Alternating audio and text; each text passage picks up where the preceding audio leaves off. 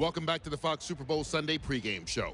Time now to send it to our nation's capital, live in the White House with the 44th President of the United States. Thanks so much for being here, Mr. President. It's an honor to meet with you. I wanted to talk to you about technological advances in healthcare. I recently interviewed your good friends Beyonce and Jay-Z about this, and even Kanye dropped by for a few seconds. It was great. Our class had to meet with CIOs at various hospitals and act in a way as journalists to get information on the future of informatics and discuss their careers as nursing informatics professionals. What do you feel about that?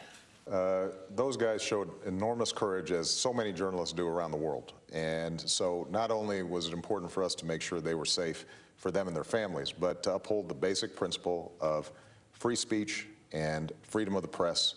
That's a universal value we care about. Okay, interesting. Well, let's talk about the juicy stuff. What do you think about Newt Gingrich? Do you think he'll cheat on his new wife?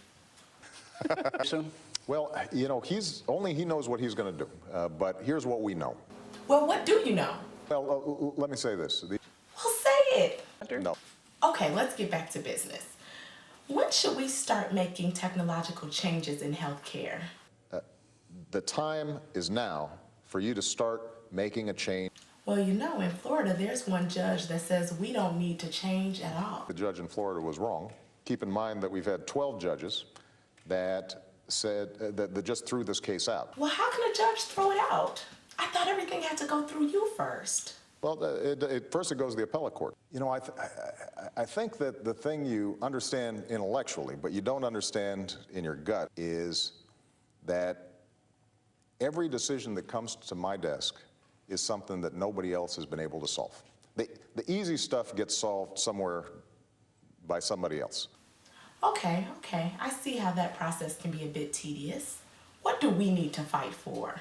I don't want to spend the next 2 years refighting the battles of the last 2 years. People want freedom, they want free and fair elections, they want a representative government, they want a responsive government. What are some advantages of PDAs in healthcare when it comes to what the people really want? American people have said is we want cost controls in healthcare, we want security in healthcare, and people want freedom. So you're saying PDAs can improve cost benefits in healthcare? Is that true? What is absolutely true is I think in this country, there's no reason why if you get sick you should go bankrupt. I agree. Oh, you're saying that if the average Joe Blow walks into a state-of-the-art hospital, they won't need a specific insurance plan to reap the benefits of the technological advances in nursing? I just want to be clear about this, because if you look at what we've done, what we said was, if you've got health care that you like, you keep it. As new nurses, we are about to go out and embark on our new careers. We need a little encouragement. How do you feel the economy has improved over the years?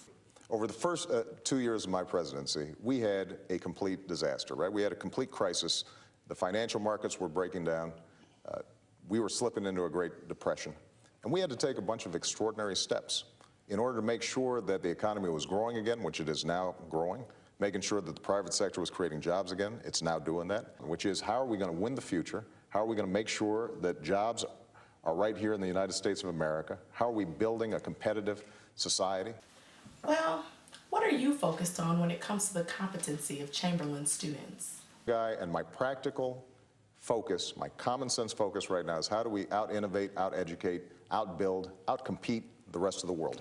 Nursing school is difficult, and we finally reached our last year. Do you think we'll be able to tough it out for the next few months? You know, look, I think that by the time you get here, you have to have had a pretty thick skin. Okay. If you didn't, then you probably wouldn't have gotten here. So, I was thinking of bringing a few students up to the White House to hang out with you and Mrs. President. What do you say? I schmooze with everybody. I'll be sitting there with them, but I don't want them coming up chitting and chatting. Okay, I'll tell them not to bother you too much. It was great talking to you. Thanks for all of your insights. Now, do you think there's a chance that I could go shopping, hang out with you a little bit, with you, Mrs. Obama, the kids, and Bo? No.